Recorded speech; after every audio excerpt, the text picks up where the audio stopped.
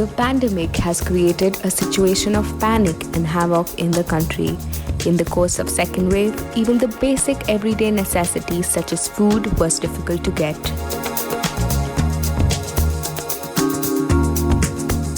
Ayushi Misra took the task of providing free home-cooked meals for COVID patients under home isolation as they find it difficult to source food. Ayushi cooked meals for innumerable COVID patients in Noida, besides working on a full-time job.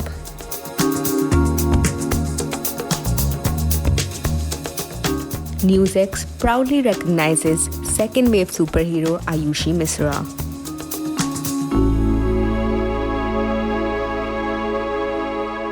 Hello and welcome. You're watching NewsX and I'm Fiza Jain. Today on the second wave superheroes, we have with us Ayushi Misra. She's the founder and co-owner of Absolutely Yushi, and she has been helping COVID patients by providing them free meals in Noida. Welcome, Ayushi.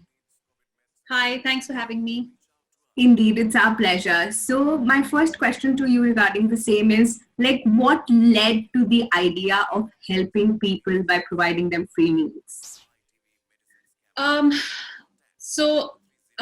Honestly, it's pretty simple. I think when something hits home on a personal level, you start realizing about, what could be happening elsewhere.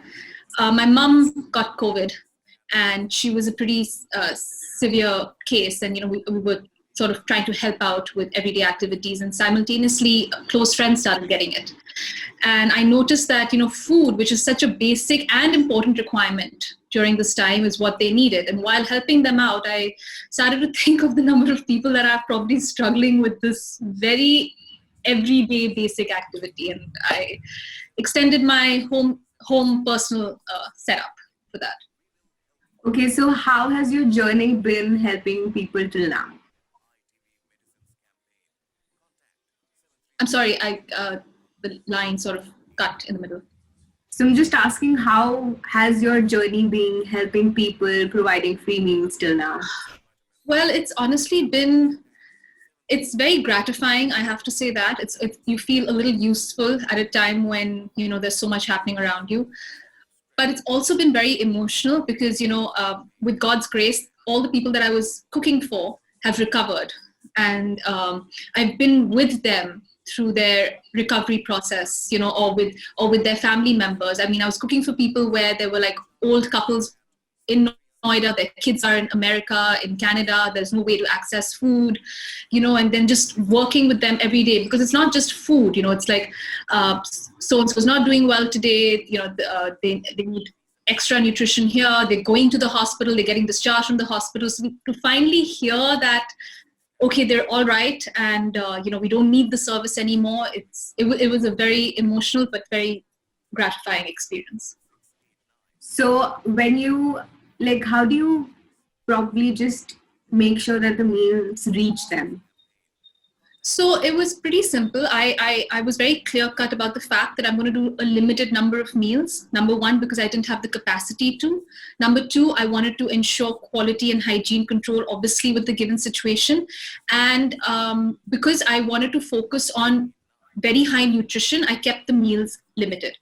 What I did was I would, a lot of them were okay with using their phones, and they were okay talking and stuff. So those guys would sort of book a porter service because there are so many available, or those who aren't tech friendly, I would book it for them. And every day at a fixed time, the meals would go out and reach their respective places. How have you been through all these situations? As you said that your mother had COVID. And emotionally, how attached do you feel to them? How do you think, how is it all going? Okay, so the thing is that firstly, while there's the common denominator in all of this is to hope that everything becomes okay, every situation is so different, and everybody's circumstances were so different. So I don't think I could compare one to the other, but in that moment when you're actually working with one family and their meal service, you're so invested in the whole recovery process. So when they're happy, you're happy. when they're a little stressed, you're a little stressed. And it's a very weird empathy that comes out, which you probably didn't even know you had till you're actually dealing with them. You just become one. And I think that's what's so beautiful about this time, that complete strangers have just come together. I don't know anything about their lives, they don't know anything about my life, but this experience, this unfortunate experience, we're together in that. Okay, so like these days, like how do you transport it, and like how is it going to the other people? Like, is there like a delivery service that you're using, or like do you meet at a common point? There are multiple delivery services, that are present. You've got WeFast, you've got Uber Delivery, you've got Swiggy, you've got Porter.com. You've got a bunch of them, and they're all, I think, a lot of them are anyway working on a food delivery model, because even if it's not someone who's providing the service, I think it's just happening in a lot of households. So these guys are, all of them, in fact, have been so nice and polite about it, and when you tell them that this is going to, a home that's COVID affected, they're like, no problem, ma'am. And they take it in good condition, and they have it delivered. That's awesome. Like, whatever work that you're doing is indeed commendable. Like, people like all of us, like I can understand like people suffering, their moms probably ill, and then taking care of the whole household. The food is majorly an issue, and you are doing a great job. Thank you so much for being on this show.